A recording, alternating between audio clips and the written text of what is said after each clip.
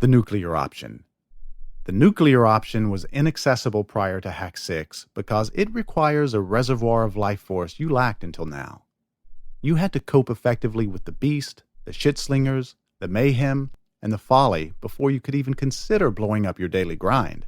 Having mastered the first 5 hacks, you now can silence the beast and shit-slingers long enough to really examine your daily grind. Can you accept your current life circumstances and still achieve an emotional set point close to neutral? Can you control your folly and sustain your life force by dumping, outsourcing, and reframing most of the thumbs-down items in your daily grind? Are there really that many? Hopefully, the mental show in your head has become less of a shit show, and you realize your current situation is good enough for now. I believe this will be the case for most of us, because the beast and shit-slingers spawn most of our depression and anxiety. Once those nefarious forces are controlled, the remaining nuances of the daily grind usually comprise small potatoes.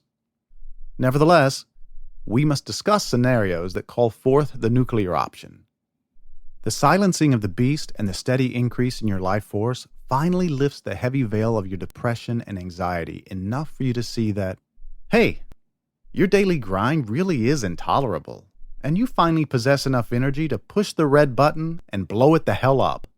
Obvious examples of the nuclear option include walking out on your spouse and kids, telling your abysmal boss to shove this pathetic job up his or her puckered old arse, dropping out, selling all your stuff, hitting the road in an RV, and quitting school and hitchhiking through the snow to the coast, etc.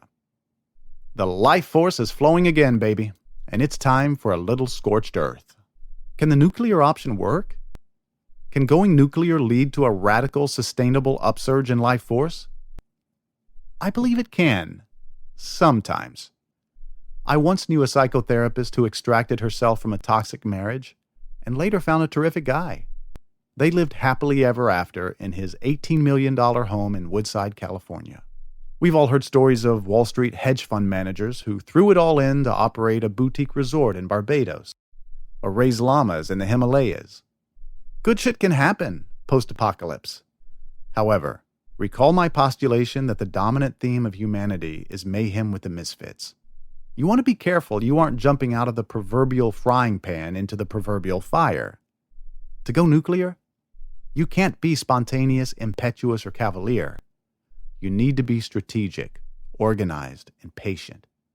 Let's consider a few examples.